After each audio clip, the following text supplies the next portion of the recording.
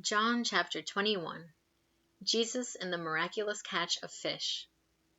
Afterward, Jesus appeared again to his disciples by the Sea of Galilee. It happened this way. Simon Peter, Thomas, also known as Didymus, Nathanael from Cana in Galilee, the sons of Zebedee, and 2 other disciples were together. "I'm going out to fish," Simon Peter told them, and they said, "We'll go with you." So they went out and got into the boat, but that night they caught nothing. Early in the morning, Jesus stood on the shore, but the disciples did not realize that it was Jesus. He called out to them, "Friends, haven't you any fish?" "No," they answered. He said, "Throw your net on the right side of the boat, and you will find some." When they did, they were unable to haul the net in because of the large number of fish. Then the disciple whom Jesus loved said to Peter, "It is the Lord." As soon as Simon Peter heard him say, "It is the Lord," he wrapped his outer garment around him, for he had taken it off, and jumped into the water. The other disciples followed in the boat, towing the net full of fish, for they were not far from shore, about 100 yards. When they landed, they saw a fire of burning coals there with fish on it, and some bread. Jesus said to them, "Bring some of the fish you have just caught." So Simon Peter climbed back into the boat and dragged the net ashore. It was full of large fish, 153, but even with so many the net was not torn. Jesus said to them, "Come and have breakfast."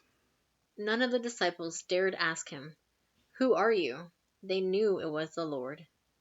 Jesus came, took the bread, and gave it to them, and did the same with the fish. This was now the 3rd time Jesus appeared to his disciples after he was raised from the dead. Jesus reinstates Peter. When they had finished eating, Jesus said to Simon Peter, "Simon, son of John, do you love me more than these?" "Yes, Lord," he said. "You know that I love you." Jesus said, "Feed my lambs." Again Jesus said, "Simon, son of John, do you love me?" He answered, "Yes, Lord, you know that I love you." Jesus said, "Take care of my sheep." The 3rd time he said to him, "Simon, son of John, do you love me?"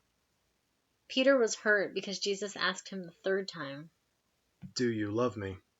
He said, "Lord, you know all things. You know that I love you." Jesus said, "Feed my sheep.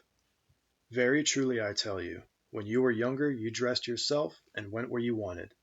But when you are old you will stretch out your hands, and someone else will dress you and lead you where you do not want to go." Jesus said this to indicate the kind of death by which Peter would glorify God. Then he said to him, "Follow me." Peter turned and saw that the disciple whom Jesus loved was following them.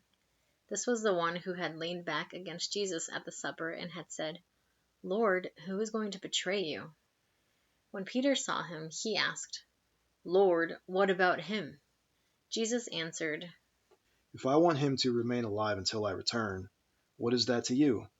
You must follow me." Because of this, the rumor spread among the believers that this disciple would not die. But Jesus did not say that he would not die.